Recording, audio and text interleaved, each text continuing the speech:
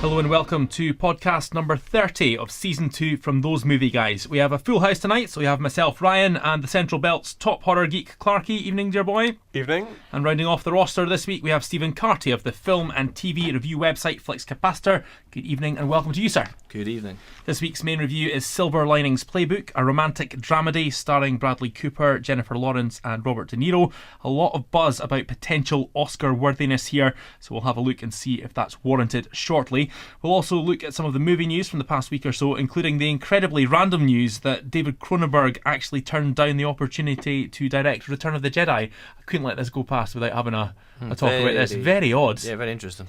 And finally, we'll do our top fives. This week, as Robert De Niro plays Bradley Cooper's dad in Silver Linings Playbook, we're going to do our top 5 movie dads. And there are loads of potential nominees from all styles of film here.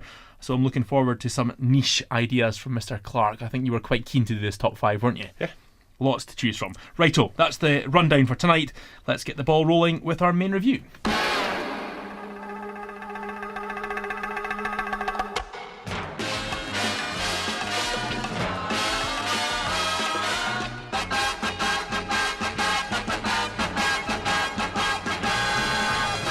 Okay, the main review is Silver Linings Playbook, starring Bradley Cooper, Jennifer Lawrence, Robert De Niro and Chris Rock, directed by David O. Russell, who was behind The Fighter. We like that. Very much. Three Kings, also really enjoyed Three Kings. Excellent. Yep. I Heart Huckabees. I like I Heart Huckabees. I've got a soft spot for it. It's a bit of a splitter though, isn't it? I prefer it. That's my favourite of his films. Oh, really? Yeah. I don't heart Huckabees. You don't Sorry, heart Huckabees. Sorry, Clarky. That's alright. It's not a film for everyone. I quite liked it in its just weirdness kind of way, but I like Wes Anderson films and that kind of thing, so it's kind of... Yeah.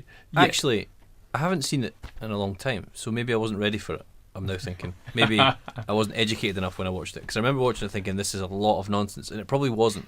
I probably just wasn't cinematically educated enough. It is partially a lot of nonsense, but it's just done with such aplomb, and it kind of... I don't know. It does tend to pretend to be more profound, but I think at the same time it is kind of like, this is a bit of nonsense. Yeah, I don't know. Oh, I like okay. it. It's almost tongue-in-cheek, I think. Well, the plot for Silver Linings Playbook, Bradley Cooper plays Pat, who's a bipolar man who spent the past 8 months in a psychiatric home and then is released back into the care of his parents. It stemmed from the breakdown of his marriage, which he's determined to save. So with the help of Jennifer Lawrence, herself struggling to deal with the death of her husband, he sets about trying to get his life back in order. Here's a taste of the trailer for you. But you have to have a strategy. I hate my illness, and I want to control it. I hope you're okay with Veronica's sister coming over. Tiffany and Tommy? Just Tiffany. What happened to Tommy? He died. How'd he die? Please, don't bring it up. Hey, Tiffany. This is Pat. You look nice. Thank you. How'd Tommy die? No. What meds are you on? I used to be on lithium and I Seroquel. was on Xanax. You ever take Klonopin? Klonopin. I Yeah. guess it what? I'm tired. I want to go. Are you going to walk me home or what? You have poor social skills. You have a problem. I have a problem? Mm-hmm. You say more inappropriate things than appropriate things. Doc, she's crazy. Whoa, what the hell? She knew where I was. She followed me. Then why don't you run somewhere else? Calm down, crazy. Maybe she just needs a friend. You want to have dinner at this diner? Pick me up at 7:30. There you go. Now, when I was describing the film's plot there, I was thinking, that's quite a serious sounding plot. Then you listen to the trailer and it's quite light.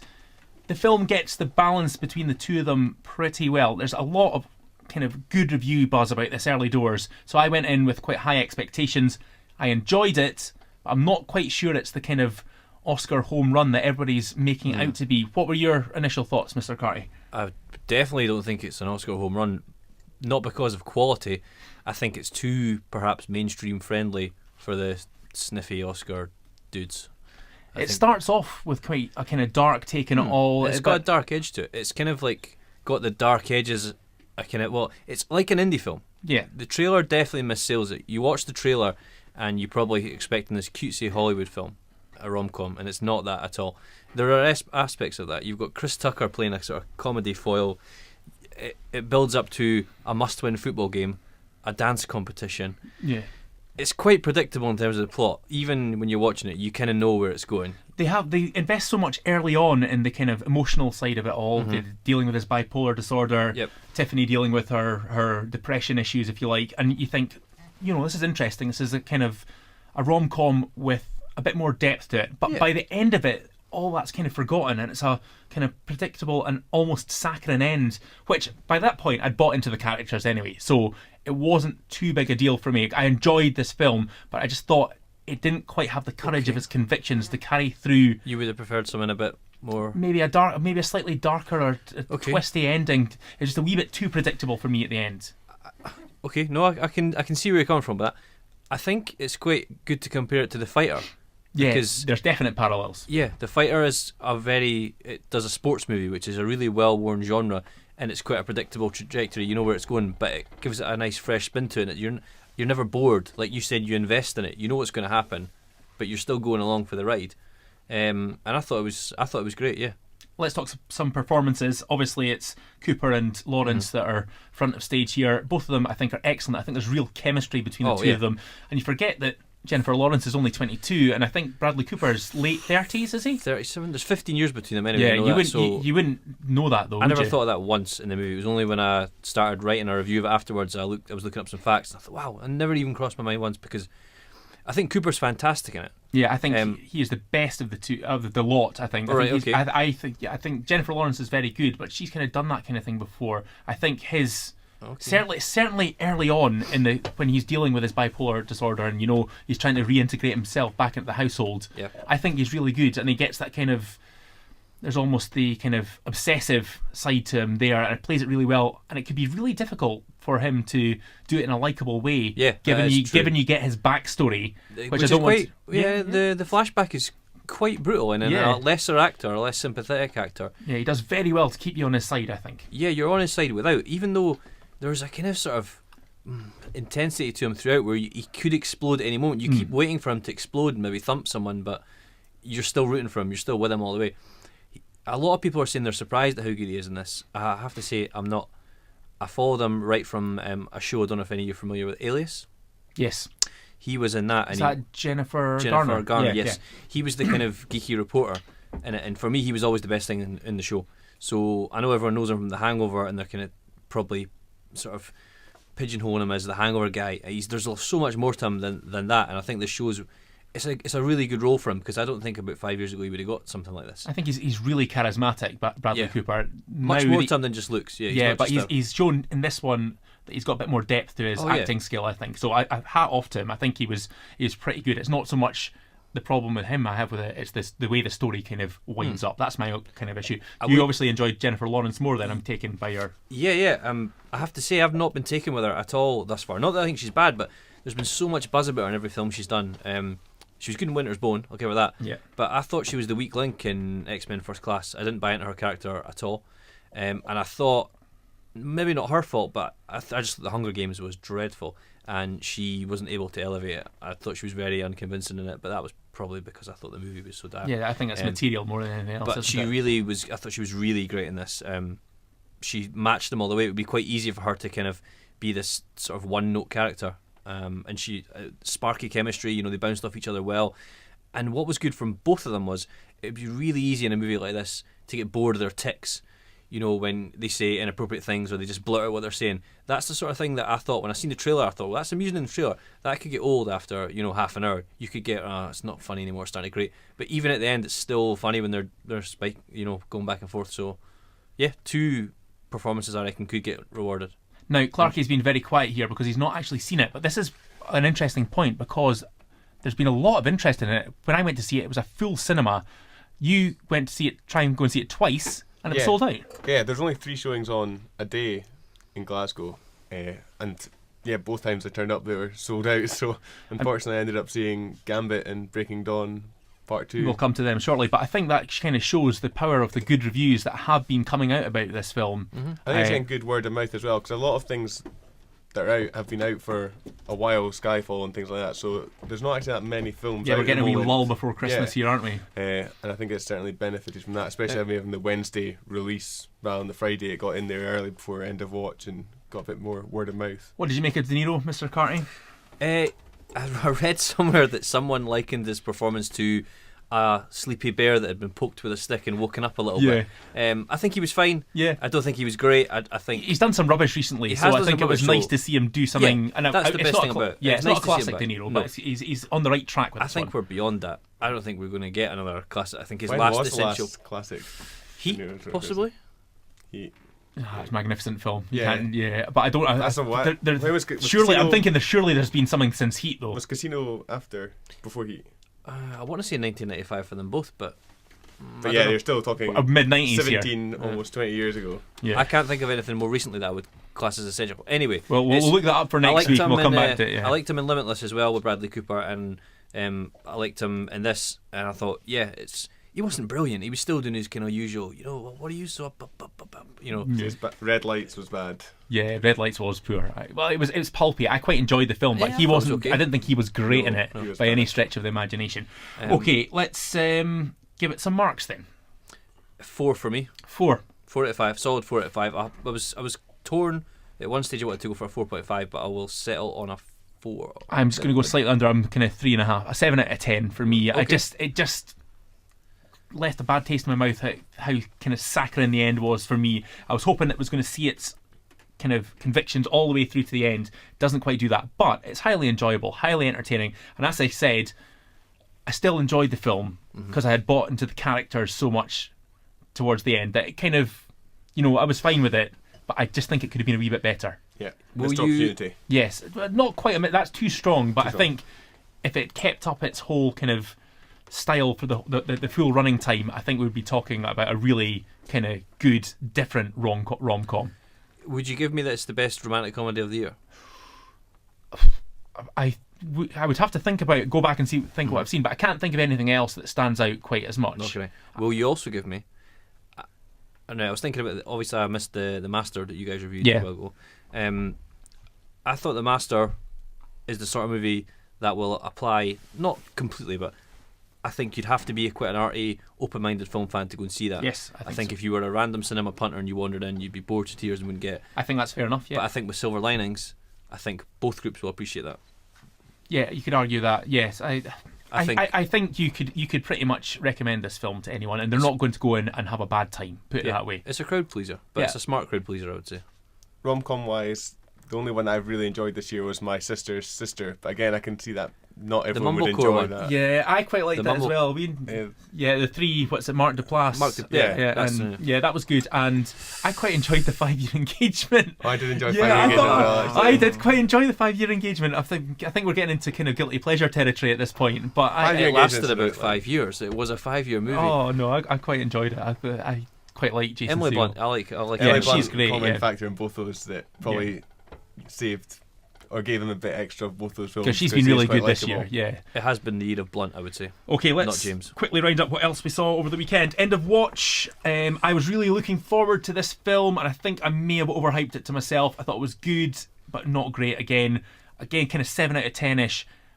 I found the kind of found footage videotaping style, it didn't quite work for me. I think the actual kind of the acting between Gyllenhaal and Michael Pena is the best thing about the film. The kind of the buddy cop with a bit depth to the two characters works really well. But then when it came to the action scenes, because they were doing this handheld camera, which at points in the film you kind of think, well, who's actually filming it? Yeah, or that totally, how is that working? That pulled you out of the movie. Yeah, there were several times I was kind of thinking, who's filming it? Why would you still have your camera in your hand? Now I've read that David Ayer, the writer-director, has worked with the police.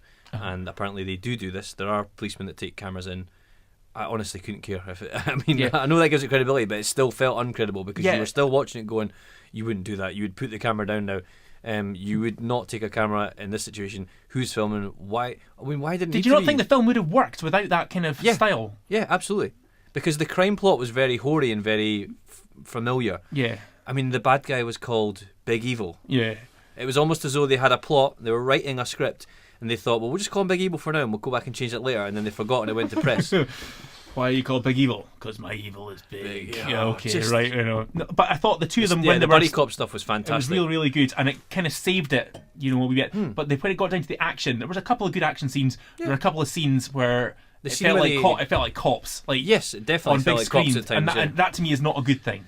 No, I don't think that's what he would have been aiming for either. But I think, in a way, there was a lot to like about it, but Yeah. it's quite disappointing when you consider that David Ayer wrote Training Day, and I think Training Day is, for me, is one of the best cop movies of the last 10 years, apart from the ending. I think it lets it in a little bit, but I love Training Day. It was good, but again, this felt like a missed opportunity to me. This one felt, but again, I think I'd maybe like to go and see it again and go in without the kind of hype in my head, because I was loving the look of the trailer. I love crime films. That is my bag. And I think the trailer looks awful. yeah, I know you don't like it, but The thing is, it's definitely a missed opportunity, because if you, for example, had a better crime plot in there, okay, and you either sorted out the found footage or ditched it, then you could have a magnificent crime movie I mean in the there. characters were strong enough that you didn't need the found footage at all, I thought. And It didn't add anything to it. No, I mean, it didn't. It did kind of put you in the street, but you could have just done that with different Camera camera work. angles, yeah, and it, Or like Greengrass style. Yeah, or exactly. Identity, like maybe not quite so shaky cam. Yeah, Seems you lost like me I there. see it, You but- lost me with and there's Greengrass. one bit where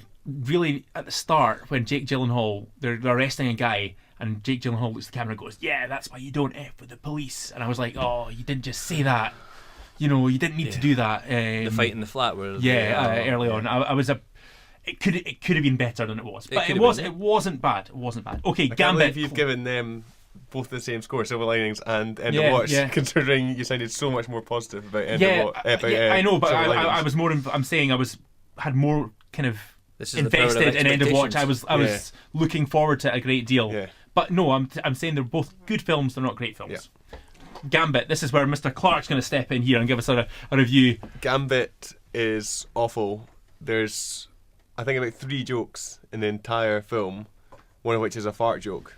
And there's only one that actually managed to raise a laugh because I just wasn't expecting it. You were quite looking forward to this. I was You're a quite big looking Colin forward- Firth fan. Not so much Colin Firth, but just it was more the Coen brothers. And Alan Rickman, I thought Alan Rickman being a dickhead of a boss could be absolutely spot on. I was expecting Robin Hood, Prince of Thieves, except in like the corporate landscape. Uh-huh.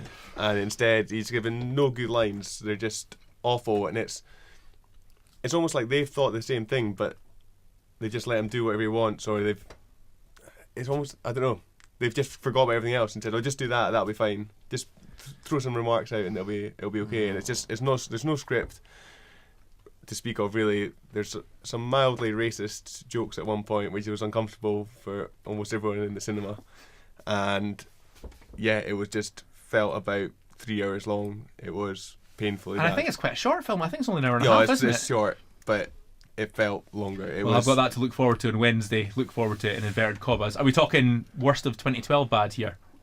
I think because I had, again, similar to End of Watch, I was The power. looking forward to it. It was more disappointing than, I probably should have been, but it's bad. It is bad. Which For a brings comedy, us- especially. Which brings us nicely to Breaking Dawn Part 2. Now, 2/3 of this team have seen it. I'm the third that hasn't, so gentlemen, have your way. With one of the biggest releases of 2012. I mean, I don't even know where to start, because I think when I wrote my review, the first line basically said it's pointless. Reviews of things like Breaking Dawn are pointless because you already know if you're going to see it beforehand. Everyone knows if they're going. The haters are going to hate it. The twihards are going to have an orgasm watching it. But I tried to be objective about it, but it's just so easy to pick apart. It's so lazy. And I know you could just say, "Oh, but they're going in to watch, Taylor Lautner take his top off," but please just put a little bit of effort. I mean, There is one bit where, like, he just jumps and turns into a wolf straight away from being fully clothed. And then there's another scene later on where he has to explain to someone that he's a wolf, and so he just starts undressing in the middle of the screen, and you're like, "Why are you getting undressed? You didn't do that 2 minutes ago." I mean, if you're looking for those sort of things, they're all over the place. I mean, Ryan, you've only seen the first 2, haven't you? I've seen the first one. Right. Okay. Well, Bella wants to be turned into a vampire because she's aging, obviously, and Edward isn't. So she's been the last couple of movies, 2 movies, she's been moaning, whining. She wants to be turned. She gets turned at the end of the last one, and in this one she starts as a newborn. What would they call the newborn? Now, we've been told in the last few movies about how being a newborn is so bad and it's so hard, and the hunger takes you over, and you won't be. It's a messy period in your life. There's none of that. There is none of that. She sees a rock climber. She jumps to get him. Edward says no, and she goes, "Oh, do you know what? Actually, no, let's not bother." And The best bit for things like that is when they go, "Oh, I've imprinted on your baby," which basically means I'm in love with your 2-week-old daughter, and I'm a fully grown man who's also a wolf. That's a bit awkward. And She goes, "Get out of my house!" And he goes, "You know I can't help this." And she goes, "All right then, let's all go in and let's go That and was see a her really low point of a scene that for me, because imprinting, apparently, according to the movie, is where a werewolf imprints on someone, their soul possibly, I don't know, like they kind of identify a life partner sort of thing. And he's been there for Bella for the past 4 movies. He's been a bit of a sap, actually, taking all her crap, and she suddenly just starts beating him up. And it's honestly, I was going to almost start defending it there, because I was about to say, well, you know what, fair play, they're playing to a specific audience and they get young people interested in books and thus in cinema, but this sounds utterly terrible. But it's just the fact there's almost no production design at all. Like, it's just so glossy, it's ridiculous. Like, the CGI as well is incredibly bad for a film that got a $75 million budget. It must have been spent on contact lenses and makeup and hair gel for Kirsten Stewart and Robin Pattinson. It's so because frustrating. They didn't go anywhere near the wolves. Yeah, because there's a few Or the actors running. in it that are actually quite good. And it's almost as though they've got a sort of egg timer of goodness. Because any time it cuts to someone that's half good, be like 30 seconds, 35. All right, get him off screen, get him off screen. Because someone comes on, they'll be quite good and they'll just get whisked off again. Like the guy that plays Bella's father, I think, is quite good. Yeah. And Michael Sheen's always good value. But they just top them on. They're there for about half a minute and it's like, well, all right, the audience are probably getting restless. Like, They also- Lautner, get your pecs out. There's also think, right, this immortal child is illegal and everyone is terrified of it, so it should be killed. So the Volturi hear about this child in the first half hour and don't do anything until another 2 hours down the line. Why didn't they just kill it straight away if they thought it was that dangerous? This is meant to be the most evil thing and the worst crime against vampires, and instead of just going, right, we're going to turn up, they go around the world going to get Walking people slowly. and walking as slow as they can. When they can run, you know. Did Then both the you go end- with your other halves? I went with my other half. No, I didn't watch it in You the went on cinema, your own. thankfully. Did she enjoy it? Yeah, but at the same time, She's a I tryhard. laughed out loud quite a few times, and she looked across and went, "I know it's bad, but I do." There's she a line knows. that Bella says that made me laugh out loud because it was that bad. When she's kicking Jacob in, she says something, she makes a reference to some pop culture reference, and it's so clunky. And that made me, I mean, I've never been a fan of Kristen Stewart's ability, but when she said that, I thought, you know what? You just don't get this at all, do you? You're not in on the joke. There's a CGI baby as well, which is up there with the lawnmower scene in Sinister as the most unsettling thing I've seen on screen this year. It is positively disturbing. Right. There is a horror for 12A as well. I thought there's an incredible amount of decapitations, and because if you're 5 years old, effectively, if your dad just went, "Oh yeah, I'll take you to see this," you could sit there and watch people getting decapitated and then burned alive. And then there's quite a long sex scene where they go. The last few films have all been about how abstinence and stuff like that, and then this one it's like, Have you seen the last few films? no, but I know what. Okay, happens. right, fine. The last one then goes, "Oh, we've built you a house," which they then go, "We're going to have to leave because we can't stay here anymore." So why the hell do you build them a house? Mainly just so they could have a massive long sex scene.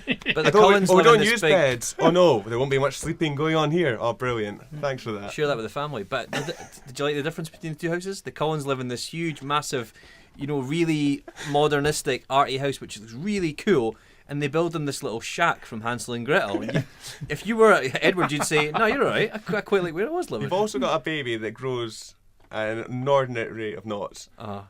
Who the main part of the plot of them getting away is the fact that someone somehow managed to get them a passport.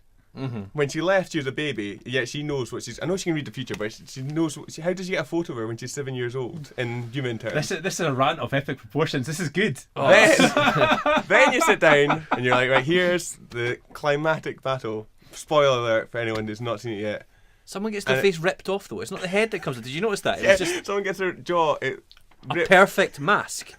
There's a kind of tussle in the air. Someone lands and he's holding just a face, and you think that was pretty precision in midair, you know? Not the head or the skull. But his then face. But it turns out it maybe wasn't that precision because it was all a dream. Whoa! That's a major spoiler. Yeah, I said major spoiler. Are we going to have to edit that? No, I said major spoiler before that. Did you? Well, I mean, he's not seen it yet, though. Oh, you hadn't. Sorry, I forgot about that. Well, No, it's not a dream. Well, no, but it's Anyway. it's equivalent of. Sorry. That is the most annoying kind of. Well, no, I'm not annoyed about that, but the tool as used as a plot point is one of the most annoying ones that goes in the history of film. Apart from in Dallas, it was quick in Dallas. Oh well. But we could go on. It's, could go on. It's just... It is unbelievably bad for a film with that budget to be as bad as it is. But is it and to have a is it director because- is like it Bill bad? Condon who did Gods and Monsters. Yes. And Is it bad because the book's bad though? I don't know. Well, I think... Can I just also point out to anyone that's listening as well, I was quite okay with the first 1, 2 and 3. I wasn't a solid hater and thought they were terrible. I was willing to give them a chance. I'm not an out-and-out Twilight hater. I just think these two are unbelievably bad. But no, you're right. It does. I do think it does come into the book, because for me, vampire films, I quite like them. I think they're quite interesting. I think you can have nice variations on them. But I think the Twilight is the worst representation of vampirism I've ever read or watched or seen or digested. It's just so... It's not vampires. They're basically superheroes that drink blood, essentially. with sparkly bodies. Yeah, and they can... Vampires in the sun. If you could make a note of 2 or 3 things that defines a vampire... Right, I'm going to have to go and see this now. I am going to sit down and eat like onion But roasted you won't egg, have a clue what's going on, garlics. because you missed the last few. You won't have a clue what's going on, even if you did go and see the ones. Okay, right. Well, this should be highly entertaining for me to do this then. Not. I don't Breaking think. yawn. Breaking yawn. Okay, after that epic rant, shall we move on and do some movie news?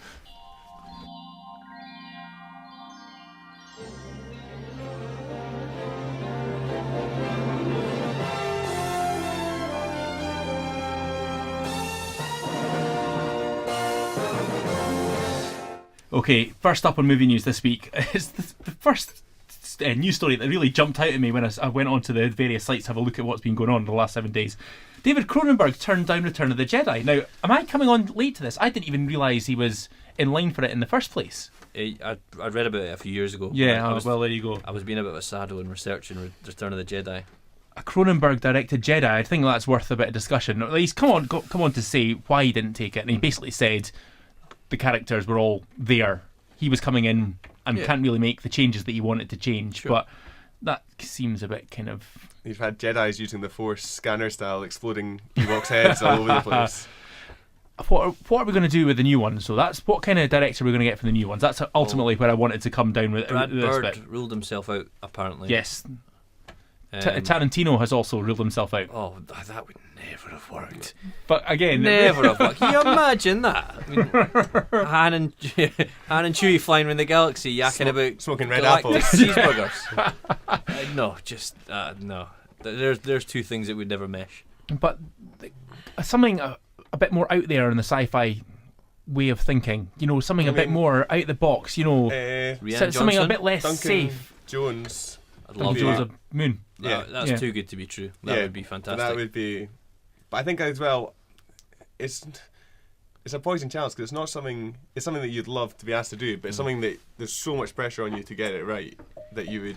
You need someone with balls. You need someone like Cameron or Nolan who will go in and say, "Look, I'm making it my way." I'm not saying those two. I'm just saying. I wouldn't mind Cameron, not Cameron. I wouldn't mind Nolan. I think I would have issues with Cameron.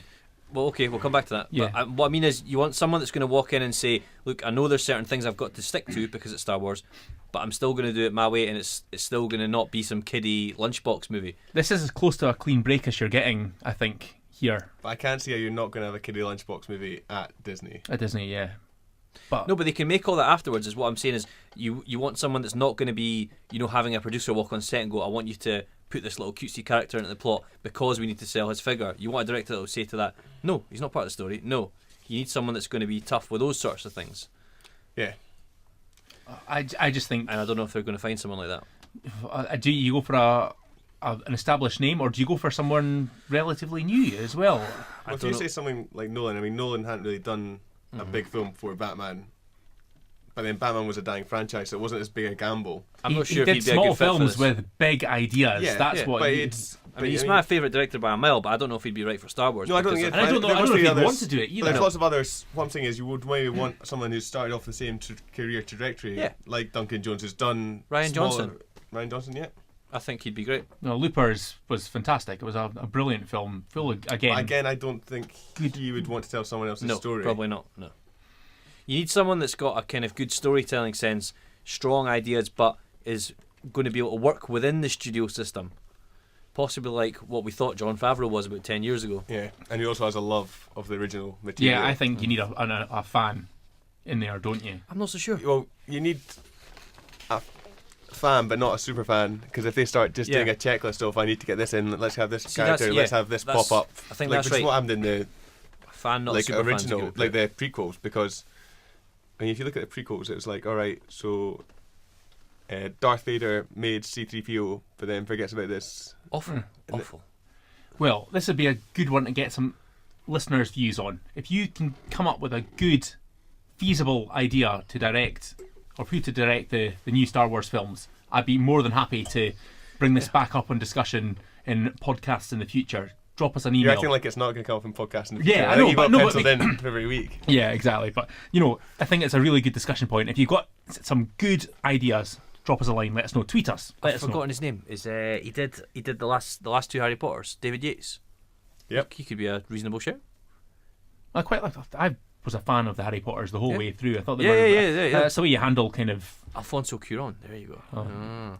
That again. That would be a wacky name. What one was that one again? Third one. Third one. Yeah. My favourite, I would say. Yeah. Is that the one with the hippogriff in the garden? The time turner. Yeah, that was very, very good. Okay, we'll come back to that in the future anyway. Next up is a look at Richard Ayoade's new film. Now, we didn't do Submarine last year, did we? I think it was one that we never got a chance to do, but it was very good. Release, I think, but we both got it on DVD. Yeah, I thought it was excellent, really, really good. So I'm very interested to see what he does here. Obviously, he's off the fame of the IT Crowd, Moss, and he was most recently in The Watch. The Watch, yes. As well, so he's obviously kind of spreading across the pond there as well. This sounds a bit more sobering than The Watch, put it that way. It's a adaptation of a Dostoevsky novel, which initially puts me off, but I enjoyed the quirky, thoughtful way he put together Submarine, which was a comedy, but with a lot of heart. Yeah, and beautiful. What a great debut. Wow. Because you could tell he had a lot of his own story in there as well. I think. I thought it was quite personal. Yeah, I think when you heard that the guy from the IT Crowd was making a movie, it didn't necessarily excite me. I thought, he's quite funny in the IT Crowd, but I'm not sure if I want to see his movie. But when I saw that, I thought, right, brilliant. What you got next? And this looks great. It's Jesse Eisenberg. I love Jesse Eisenberg. Yeah, he is cracking. So basically, the idea is, I think they're taking it from kind of to modern day America, from Russian. Period Russia, I think 16th or 17th century, wherever it is, and the idea is his character is in the office, and then an exact double of him comes into work. Fantastic! It's already a wacky idea, a wacky premise. It's kind of Charlie Kaufman. Yeah, exactly. Yeah. But it's piqued my interest enough to think, I'm very, very interested to see what he does there. As you say, Jesse Eisenberg, he's been really on form of recent. I think he's such an interesting actor. I think he's a great, young actor. I think he's so talented, but I don't think he always gets the parts, or he's not. I think Social Network is what a great piece of work, and he made it for me. I'd like to see him get better parts and work with some really good writers and directors. And I think this will be his neck. This will maybe put him back on track. I certainly think he's warranted another go, Richard Ayoade, after Submarine. I thought. It was thoughtful. It was really well put together. It was beautifully shot as well, I thought, Submarine. Yeah. So this, again, when you look at the images that are doing the rounds, it kind of reminds me of Tinker Tailor Soldier Spy, and that kind of muted tones and stuff there. So I'm very interested to see what. I'm not quite sure, because it's quite an abstract Fight Club. Yeah, it's kind of an abstract idea. So we'll see how it goes. It'll be interesting going back to Jesse Eisenberg. I think his problem is that he does quite a lot of the same. Yeah, he has been typecast. Yeah, definitely. And so it'll be interesting here when he's playing both sides of the coin to see if he really pulls off the aggressive side, because it's going to live or die on whether or not he can do that. Because he can do the shy, unassuming character. Kind of quirky guy. Yeah. Okay, final bit of movie news. Now, we were going to put this in, and then it looked like it might have been a hoax, but I thought, no, let's bring it up anyway, because it's an interesting talking point. If it's a hoax, then we've brought that to your attention anyway. Yeah, exactly. But there was a story that came out that Mike Myers has finished the first draft for a Wayne's World 3. Now this, to me, I love Wayne's World 1 and 2, but this is the last grasp of Mike Myers trying to grab his credibility, taking arguably his best creation. I think Austin Powers was a one-note joke that worked well for the first film, not okay for the second, and the third it was gone for me at that point. The third worked better than the second for me because of Michael Caine. I think. Yeah. But I think this is him going. He's obviously desperate. Everything that's followed since then. There was the Love Guru. That was with Justin Timberlake. He's you're totally right. He's grasping at straws now. He knows he's kind of went off the edge, and he's trying to get back at all costs. And I almost can't blame him, because you've seen lots of actors do this over the last sort of 5 or 6 years. Stallone, bringing back Rocky and then Rambo and things like that. So yeah, he's probably had sat down and thought, what can I do to get back in the picture? And what's Dana Garvey doing now himself? I think, like the action, like something like Expendables, like you like that kind of action. And so you can trot that out all day long. It doesn't matter what plot you hang on. But his jokes, once you've seen heard a joke once, and it's the same type of comedy, and it's so repetitive, and it's. I don't know how it'll translate to the. No, I and can't imagine it's very 90s as well, isn't it? It's very off the 90s. I just can't imagine it working, or I can't even imagine even wanting to go to see this. It just sounds dreadful. It's potential to ruin what's gone before here as well. Will they still be the same? Will they still be, black t-shirt, long hair? Will they still be in the same music? I mean, I don't know how they're going to do it, because if you change it, it's not Wayne's World. But if you keep it the same, it's really dated and out there. So. Yeah. Do you do Wayne's World turns 40? I don't know. I don't know if that would work. You don't want to see these characters. I mean, at the moment, I don't want to see these characters grow up. I quite like them as they were. I think, this is just stay well clear of this. Well, it may be a hoax, it may not, but if Wayne's World 3 does rear its head, I suppose it'll be an ugly head that it rears. But you never know. If they've got a good idea, who knows? I mean, if it's good, then I'll be the first one to pat it on the back and be a massive hypocrite. So I'm still going to see it, but it's like the. I think you're right, though. It's definitely his best creation. Better than Austin Powers. I think it's better than Austin Powers. But maybe I just associate my kind of good love for it at the time. Yeah, I mean, I don't think Austin Powers. I loved really... the first Austin Powers. The first one was good because I didn't see it at the cinema. It was one of those ones that sort of word of mouth. Watched it on DVD and I just absolutely loved it. There's lots of good gags. I mean, I think Wayne's World as well. I think was a little over. I saw the second one at the cinema and I think it was over my head because a lot of the jokes were in jokes. You had to watch the sketches and all that. A little bit, more adolescent when I was probably quite early teens at that point. Were you trying to be mature? Yeah, wasn't how things change. Right, okay, let's move on to our final section. Is of course our top fives.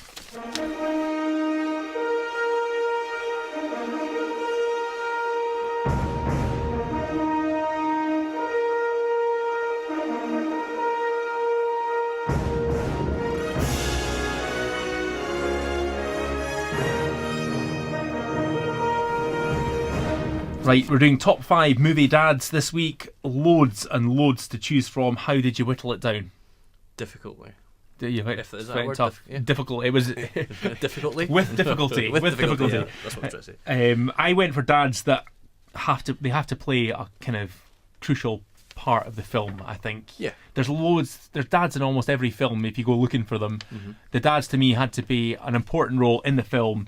They didn't have to be central. As dads, they're not often the central character, but they have to have an impact on the central plot for me. I tried to go for ones that were maybe bigger names, because it was Robert De Niro, and also ones that were big names, but you couldn't imagine anyone else fulfilling that role. That was my criteria. Okay, right then. Stevie, start us off, number 5. Number 5, Jason Furious Styles.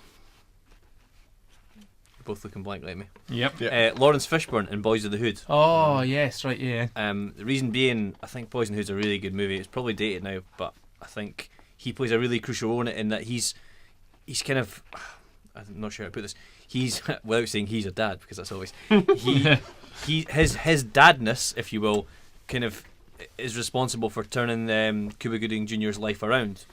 So, it's the dad playing the crucial role and making the movie, and I think you watch the movie, and for me it's Fishburne's. I think that was Cuba Gooding Jr.'s breakout, wasn't it? I think so, yeah. God, it's been so long since I've seen that. You've never seen it? No, I remember it being at school and it being It's much better than you're probably imagining, honestly. It's proper good. That's kind of LA ghetto ones from that time period. John Singleton, so it is. Yeah, it's something I think I'm a glaring omission from my... Well, basically, he's sort of being a bit of a wild child, and his mum sends him to live with his dad. Sounds like a cliche, but Fishburne's a kind of hard but fair. For me, he's that ultimate sort of strict disciplinarian father that I'll be just with you, but I want you to knuckle down sort of thing. And just when was the last time you saw it? A couple of years ago. Does it still hold up? Yeah, definitely. Yeah, definitely. I'd be very interested. The cast's great. Even Ice Cube or Ice T, I forget which one. It's Ice Cube, is it not? Is the kind of Yeah. He's his brother. Yeah, the it's Ice Stewart brother, Cube. Yeah. Brilliant cast, really moving. Yeah, great 90s movie. Okay, good shout. Okay, number 5, Clarky. Number 5, straight in there with a curveball. I've got 3 dads, 3 men and a baby. All right, okay, fair enough. That's a good shout. That is a very good shout. Yeah. So that is Steve Gutenberg as Michael, Ted Danson as Jack, Ted and Danson, Tom Selleck as yep. Peter. I think Ted Danson's the official biological I think so, father, yeah. and then Tom Selleck and 3 men and a lady. Spoiler alert. Marries. Men and a baby. Who's your favourite of the 3? It's got to Ted- be Selleck, surely. Oh, no, I think Ted Danson, but then Nobody for Gutenberg. Nobody. No, Gutenberg's Gutenberg. definitely last. yeah, The bronze medalist. he's a what's he, a cartoon character, cartoon drawer or something, like a cartoonist in there. Illustrator, yeah. Yeah. That's a good shout. I did not think of that But yeah, one. That is a I good thought one. it was just like, obviously You're kind of So, cheating because you're taking 3 places in one. yeah, but I thought they're But all they they're all are- performing one But function. yeah, they because are they're all not- the they're dad, all- yeah, okay, They're all yeah. individual facets of what it needs to be a dad. One's Yeah. the kind of clever one. One's the Good movies as well. Completely, they get forgotten about. Yeah. Yeah, no, that's a great shout. Great shout. I went for something a bit slightly more obvious, I guess, but I went for Chevy Chase as Clark Griswold in the National Lampoon series. Now, there's a dad, a hapless dad, but they're Put great. upon. Yeah, put upon. Everything goes wrong for him. It was a kind of iconic series, the National Lampoon. Love it or hate it, you can't deny enjoy that it it. was. Was he famous before them or because of them or both? No, I think he followed this on from his Saturday Night Saturday Night Live Live, right, yeah. kind of. I can't remember if it was his first step onto the big screen, but Yeah. then it was certainly off the back of his He was SNL still success. playing it when he was. That was his kind of glory era, wasn't it? He Yeah, I was think all so. Yeah, and how many are there in the series? No. There's like European vacation, Christmas vacation. yeah. The one where they go to Wally World and they park the car at the other end of the car park. Yeah, They it's run not- all the way there. It's a certain style of humour, but I still think they're pretty good. They are. They're off that kind of era. I'll be watching Christmas Vacation Oh, hopefully yeah. in the next month, so yeah. I've Brilliant. can't Okay, have a bad word number against them. number 4, Mr. Carty. I'm pretty sure this won't be in either of your lists. It's one of my all-time favourite movies, Road to Perdition. Michael Sullivan, Tom Hanks. Tom Hanks. Now, a lot of people said at the time it's Tom Hanks's bad casting for this. I don't agree. I find Tom Hanks's nice guy persona pretty boring nowadays, and I think he was great in that movie. I think it's a movie that's about fathers and sons. There's a lot of nice scenes. Sam Mendes, beautifully shot. So love it. Yeah, no, I think you could have also had Yes, Paul Newman. Paul is Newman from that film. I love Road to Perdition. It was my honourable mentions, but I can't really argue with you. It's a good shout having Paul Newman as well, because he's not the biological father, but he is a father figure. Yeah, but he's also father to Daniel Craig's character, isn't he? Conor And he Rooney. kind of, I'm sorry, he's a bad father to him. Yeah. And it's kind of spurns. Because it is a a lot of movie the about plot fathers because and he kind of sons. disowns Yeah, him. no, it's a great example of a father when it is just about the relationship within the film. No, that's a really good shout. Clarky, number 4. Number 4, I wanted to have. There's quite a few sort of real life on screen father and son relationships. So I went for Wall Street and Martin Sheen The and Sheens. Charlie Yeah, Sheen. yep, brilliant. And I just think, Wall Street's a cracking film. The second one, not so much, but just especially when you look back at it now as well, it's amazing how similar to sort of real life their characters seem to be. Yeah. When you watch Wall Street, it is exactly how you imagine him to be, isn't it? When he's kind of sorting his screw-up son out. And it's just, great casting. If you've got that kind of role in there, then it's a genius move to go actually, let's just get his real dad in. Yeah, And Martin Sheen's brilliant as well. in anything. Yeah, In anything. he's highly watchable, and whatever you throw at him, he makes it better. Yeah. I'm a big fan of Martin Sheen. Okay, my number 4, because this is to get this at number 4 is the exact reason why I've had trouble here, because this is an iconic father, but he's only getting at number 4 in my list, so I've gone for Marlon Brando as Don Vito Corleone in The Godfather. As an honourable mention. And my number 2. Number 2, okay. I just thought, he is the daddy to the sons, to the crime family. He is the patriarch. It's all about family. The whole Godfather series. I just think it's one of his iconic roles. Marlon Brando. It's just a great film. It's one of the all-time classics. So I thought the Don has to go in there. Quickly, 1 or 2? Quickly. 1. Yeah, 1 all round. Yeah. Yeah. I don't dislike 2. I love 2. After 3 though, yeah. 3, 1, 2. Yeah. So you had that number 2, Clarky, so we'll have that further up for you. Number 3, Mr. Carty. Jim's dad, American Pie. That's no 11. That's my number 2. Is it? Yeah. I really wondered about this. I Yeah. thought, am I going to get laughed out of the booth for putting this in? But as bad as the second and third are, I really like the first. I think it stands up as a good teen movie. I quite liked Reunion, and I just think he's the heart of the movie, the dad, because the conversations that he has with Jim. I mean, I know they're played for laughs and they're rude and they're crude and they're silly, but there is some truth in it. There's a nice warmth, and you do get a kind of warm fuzzy glow, and they're believable as a father and son. So And he is trying so hard to do right by his son. Yeah, and he's it's really kind of endearing. heartwarming. Yeah. He really is endearing. Eugene Levy Eugene plays Levy. And those Noah Levenstein. majestic eyebrows.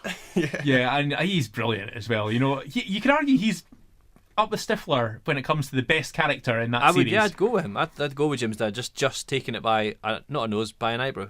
By an eyebrow. Yeah. Okay, He's well, probably you're got getting... a bigger ratio of laughs. Stifler's got a lot of misses, I think, probably. Whereas Jim's dad's not on screen that often, but when he He is, steals every scene. He comes in and nabs it. No, I think you'll get no arguments from me, certainly. Did he make your top 5, Clarky? He didn't. No, He didn't? another Oh, honourable mention. harsh. Okay, number 3 then for you. Number 3, I had Nick Cage from Kick-Ass.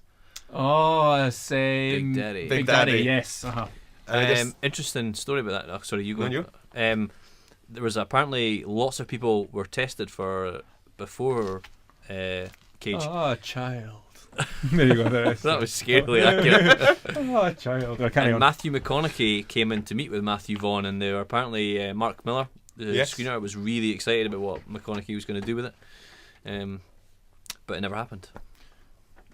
Well, Can you imagine that? But I think Now it's impossible to imagine. No, I think it is, yeah. McConaughey might have been alright given what I've seen in Magic Mike and Killer Joe this year. But if you told me that And last year, at I'd be the like, time, that would be Yeah, and better. Lincoln Lawyer was what started him back on the Yeah. right track, I thought, as well. No, he's been pretty good in his last 2 or 3. But for me, that shows that even a few years ago, he was chasing interesting roles. Yeah. So even though he was still probably doing the crappy rom-coms, with Kate Hudson, etc. Yeah. Well, Nick Cage has done a lot of rubbish. That was probably one of his better That's the thing, turns. but it is almost just a typical Nick Cage role, overacting, Just fits stuff, him for once. But it fits for But once. he's allowed- yeah, he's and allowed it's- to do it, Yeah, yeah. and so it works well. In any other film, it wouldn't have worked, but in Kick-Ass, because he's teaching his ninja daughter to kill bad guys, and he's invoking Batman. Yeah, it's a shame he's not going to be involved in Kick-Ass 2. Unless they do have some sort of some Obi-Wan flashback. flashback or Yeah. something like that, which it wouldn't surprise me if they did. But No. I thought he was very good in that. He was a lot of fun. Kick-Ass is a really good film. I still go back to it now. As comic book movies go, I think it's definitely one of the best. I think it's 2/3 a good movie. I thought it really. Oh, no, I understand. Jetpack and all there. Yeah, I can understand that, but the same. I think I bought in that Yeah. point, but I know what you mean. That it's 'Cause it was- realistic. Yeah, up to a until then it certain was extent. realistic, and Yeah. that lost me at the end. But I like Matthew Vaughn, so I think if I go back and watch it again with more goodwill and probably expecting the ending, Yeah. Okay, so my number 3 was again, it's a pretty obvious one, but I couldn't overlook these ones, so I've gone for James Earl Jones / David Prowse, Darth Vader in the Star Wars trilogies. What? Can we give him that spoiler away? Oh, I can't believe I forgot about that. You've not put it in? I cannot believe I've not got that. That's why my head was in my hands there. That is the greatest I know. father-son reveal. Now, this is not a spoiler. It's Yeah, been I know. around far too long now. Oh. Everybody knows the kind of plot point we're talking about. Yeah. Now, that is the greatest father-son reveal in cinematic history. The greatest twist, I would say. Yeah, it's up there. And I don't know, I can't remember watching it as a child and knowing it was coming or not. No. I couldn't. See, I didn't watch Star Wars until I was older, and so even though I'd never seen Star Wars, I knew just from imbibing it, like by osmosis through popular speaking to friends. but and stuff that- like that. Think Yeah. about it though, it was pre-internet, Yeah. pre-rumours. So back then you would have went to the cinema with no clue, Uh-huh. and that would have been just boom, wow. You would have been, you forget about Shyamalan and Fight Club, and that would have just blown your socks off. Yeah, exactly. And it comes in the best of the Star Wars films. It comes in Empire Especially Strikes if you Back. were reading the Easily Star Wars the best. books where Luke and Leia were getting it on. Yeah. No, the best. But the problem is, I think with that twist being so good, I think Lucas then thought, right, how can I do a similar thing with Jedi? And he tries the whole sister thing, and Yeah. He had a mare there, but it's still by far the best Star Wars film, Empire Strikes Back, by a good country mile. I think it stands And up. I think it's because Lucas took a step back and got his college professor to do it for him. And Exactly. So that was my number 3. Number 2, what did you have? can I go Vader? Yeah. Well, you'll be there at the end. Right. You'll be there at the end. I had George McFly from Back to the Future. Oh, That is a good one. that is a really good one. See, there's so many. Good. I mean, yeah, it sort of goes without saying. He's not the central character, but it's looking down the list. He was kind of like, obviously, the only father that was the same age as the son in it because of the whole time travel thing. And it was, for me, what's great about Back to the Future is the central premise. I think, was it Bob McCabe, the screenwriter? Bob Gale. His idea was he found a yearbook. He found his dad's yearbook in the closet, and he looked through it and he thought, well, I wonder if I'd be friends with my dad if he was at high school now, because his dad was a jock, I think, and he was a bit of a nerd, and he thought, I wonder if we would have been friends. And just that idea is brilliant to play with. And when Marty meets him in the coffee shop or the diner for the first time, and just beautiful, yeah. No, it's as much his story. Like when you look at the trajectory of what they're in development. Like Marty didn't really develop that much, whereas his father is the one who does. He makes his father really. He sorts him out. I am your density. He gets some great lines as well. No, that's great. I wonder what they would have done with him if they hadn't had the big fallout. You know, if Crispin Glover hadn't demanded more money, I wonder what they would have done with him in the second and the third. Yeah, it'd been interesting. Well, is that is that the reason? Well, he's not in the second and the third. Yeah, it's a body double. He wanted, like, I can't remember how many thousands. Because he obviously sort of thought it's my movie as well, and obviously wanted the big bucks, and but shot his foot off in the process. And well, anyway, he made Charlie's. I was just going to say. Well, I think he might have to be in there as well. I can't believe I overlooked. Did you overlook that as well, Clarky? I did overlook it. Yeah, that's a good one. I think he has to be in there. Okay, your number 2 then was The Godfather. The Godfather. My number 2 was Eugene Levy as Noah Levinstein as well. I can't believe I put him over Darth Vader, but I think he is a good as dad's go. You know, I think he's a good. Darth Vader's not a good dad. He's not a good dad. Dad Vader. So number 1, Mr. Carey, what did you have? The minute you emailed saying we were going to do fathers, it was straight to me. It was never going to be another one. Henry Jones from Last Crusade. Boom. Yes. Sweet. Yes. So, that was always going to be that, I think, wasn't it? Couldn't have anyone but James Bond as Indiana Jones's father. It couldn't have been anyone else. And he's not even playing a tough father either. He's playing like a kind of a bit of a, not wimp, but you know what I mean. He's opposed to violence, and he's got an umbrella, and every line that Connery says in that movie is gold, whether it's moving or funny. Indiana Jones is quite a knowing character. If you watch the first 2 movies, he explains everything to people, and he's always the most intelligent guy in the room. But not with his dad on board. Not with his dad's around. His dad kind of brings him down a peg or two, and I love the way he can embarrass him, like Henry Jones Jr. Yeah. Well, it's the whole fact that he adds another level to the film as well. The idea could have started becoming tired at that point, but then you get this extra bit of, it gives you a real insight into Indy's character. Yeah. And obviously is a great character in his own as well. Just so charismatic and funny and light and like not frothy, but just so much more lighter and like almost a comedy romp at times with him compared to the sort of dark Temple of Doom. The first 2 indie movies are great. I love them, right? Oh, yeah. But I've been in so many arguments with people because for me, Last Crusade is my favourite by a mile. I'm not saying it's necessarily the best, but it's my favourite for a mile because the first 2 are pretty straight actioners, and whenever the action stops, it's an exposition scene or a romance. But this one's actually got a bit of depth because, as you say, the sort of hints of his father and not neglecting him, but being an absentee parent and all that is really great. The way it's played, they've got that sort of conversation on the Zeppelin air balloon where they're kind of getting to know each other and the kind of background of World War II and Hitler and all that. It all ties in really well. It's just a really good idea. And Connery's just I agree with you.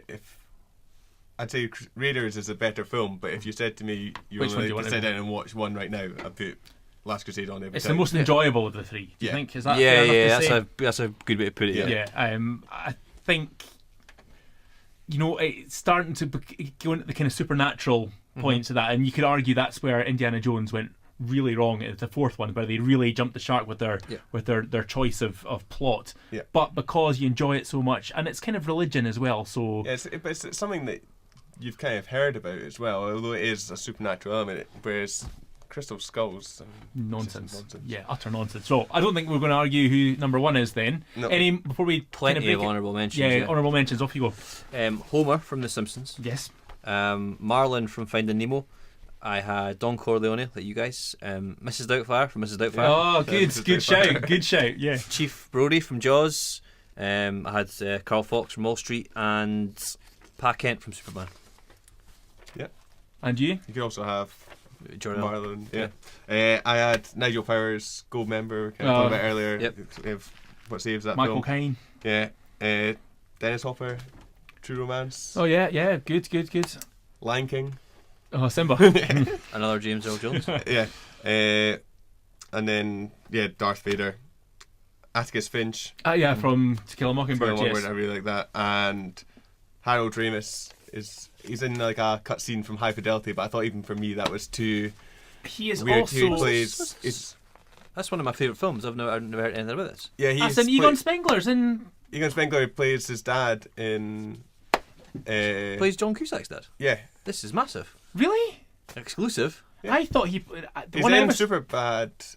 No, not Superbad. He's in Knocked Up. Knocked Rogen's Up as dad. Seth Rogen's dad. That's what I was thinking, and it's quite a good. It's quite a good wee quite a good side bit. scene as well. Yeah. But no, Are you sure about this?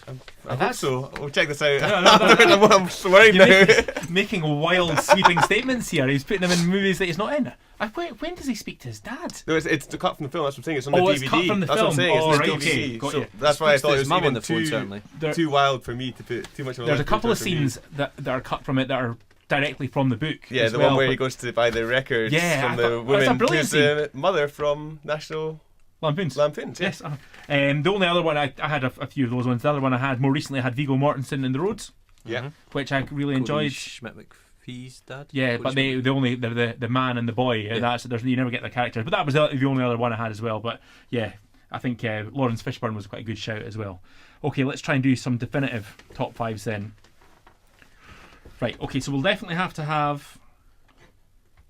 So it's Sean at number 1. We'll have to have Darth Vader in. 2, yeah. 2. Vader 2. Yep. Vader. Jim's dad or George McFly at 3.